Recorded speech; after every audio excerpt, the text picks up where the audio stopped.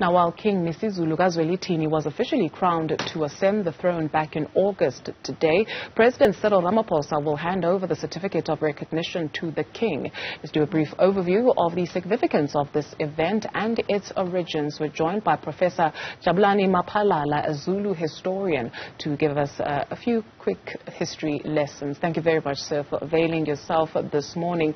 Given that this is not just about South Africa, right? We've got a number of dignitaries. We've got a number of kings and queens coming from various other parts of the continent, Mozambique, Zimbabwe, Lesotho, etc. What should this moment mean, especially in 2022, in terms of the exhibition of culture, heritage of a people? Thank you very much. What is happening at Mabhida started during the reign of King Bande Kasenzangakon. King Bande had an alliance with the Boers, and on 20 January 1840, they defeated King Dingaan, and then Bande had to take over. Now the Boers, they said they are anointing him in a biblical fashion, and they pour castor oil on his head. That place is there on a big stone near Vryheid. So that was the beginning of people who, because the Boers were now in charge of Natal, that was the beginning that of what is happening at Mabhida, because Mbande had already been installed traditionally as a king, and it continued during the time of King Cetshwayo. He had already been installed in a Zulu fashion at Makeni, but Shepstone came with the laws and ordering, saying that King Cetshwayo must stop killing people, he must reign like this and so on. At that time, the Zulu kingdom was independent. And then during the time of King Dinuzulu, he had an alliance also with the Boers at Janeni, 1884.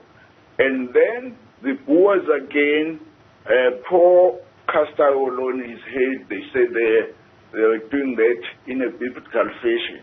But he had already been installed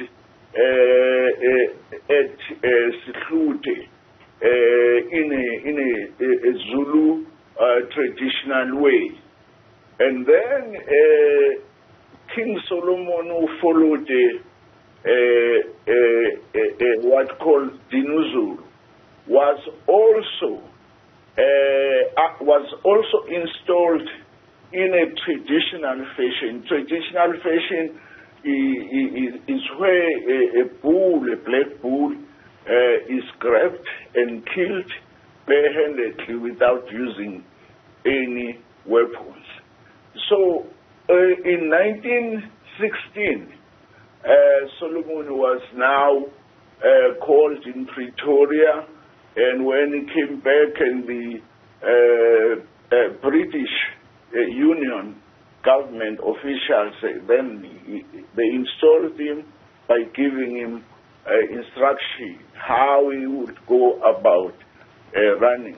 And then his son... Maphalala, please do allow me to just join you there. We are pressed for time. Perhaps as you've highlighted some of the challenges and the victories of those who came before Misuzulu, when we take a look at the task ahead of him, just maybe one or two areas that you can highlight in terms of what he faces now.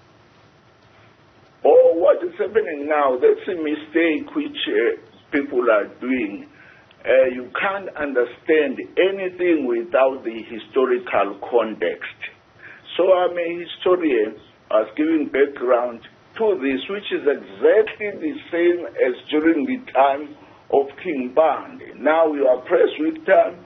It's good to say goodbye to you. And because you say yourself, time is up. Thank you very much. We appreciate your time, sir. Thank you very much for your indulgence. Professor Emeritus Jabulani Maphalala is a Zulu historian and a retired professor.